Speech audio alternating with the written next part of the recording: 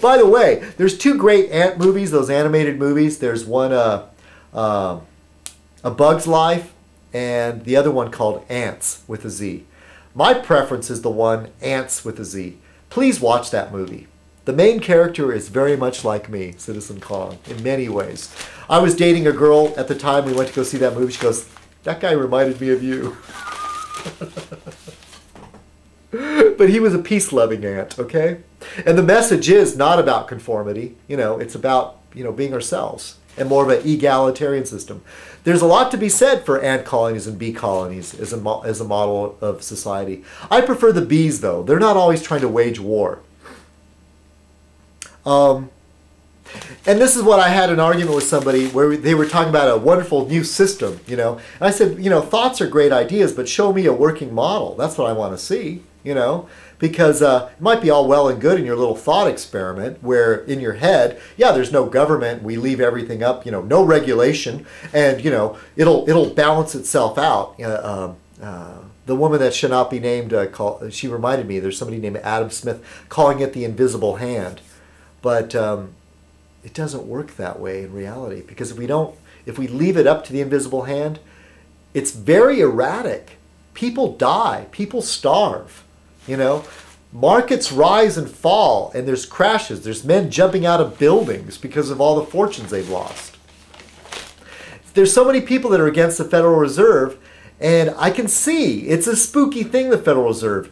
But do you understand why the Federal Reserve was created? Because the alternative was so scary? You know? I mean, firsthand, my father lived during the Depression. I sat at his knees hearing stories of the Depression. That is something that worries me. That is especially why I'm so worried now, because it almost feels, because of all the deregulation, that we're going to have something like the Depression or worse. And some of you say it's because of regulation. Fine. I'm not going to be able to change your mind. It goes back to this. We're talking to ourselves. Okay, kids, back to story time. This is about wound up, okay? There was this other thing really, really struck me. I'd never heard this before. But there was a, getting back to man's penchant for war. A traditional way, okay, this is when we go to war, okay? And a traditional way, before you go to war, is you motivate the soldier to hate the enemy. That still goes on, okay? That's nothing new. And we still do that. That's not abandoned. But somebody looked at World War II. And this man named Samuel Marshall wrote a small book called Men Against Fire, The Problem of Battle. I'm sorry. Men Against Fire, The Problem of Battle, Command in Future War. Okay? In this book, he claimed that in World War II, at best, 1 in 4 combat soldiers ever fired their weapon at the enemy. And in most combat units, only about 15% of the available firepower was ever used. So think about that. Only 1 in 4 men ever really fired their weapon? And only 15% of our firepower was used? Recently, I was discussing the Marshall book with 2 World War II veterans. They were friends.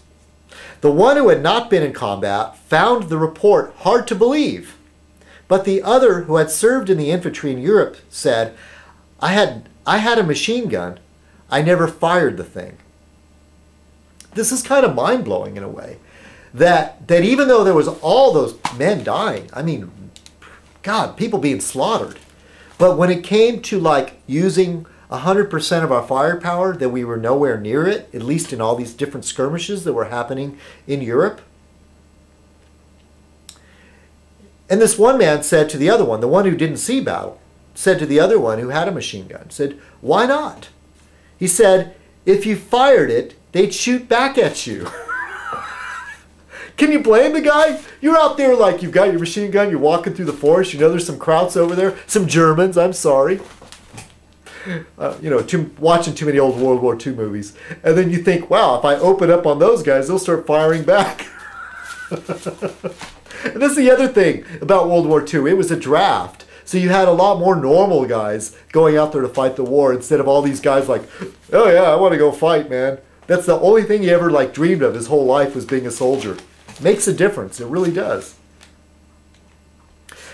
Anyway, I thought this was a really, really amazing article. So what they did later is in Vietnam, after World War II, there were actually people that read this book, and they tried to come up with ways to increase the firepower, to eliminate this fact that men were like reserved about firing their weapon, afraid that that they're going to be fired back upon. And so what they had to do was change their thinking. They had to train the soldiers to act without thinking. And so this explains, more recently, some of these occurrences that have been happening in Iraq. I saw recently a confused American soldier in Iraq said he was not sure why he had intentionally run over a woman. This man intentionally ran over a woman and killed her. His only explanation was that he had been taught in training to respond that way in a situation. All right, I'm about to wind this up. I don't want to bore you. Fez night is supposed to be fun, but at the end, sometimes it's about serious stuff. Goes on to say, this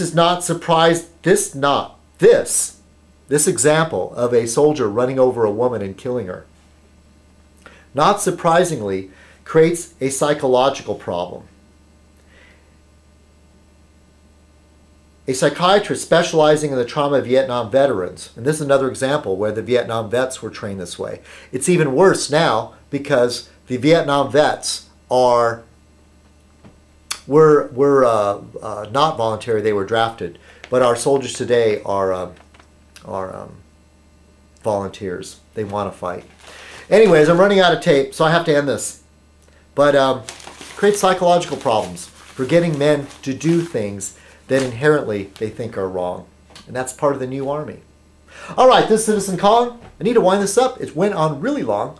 It's probably because I got started early. Hope you all have a good week. I think my week may be better. I'll try not to worry so much. I'll get some money, and that will help. All right, cheers.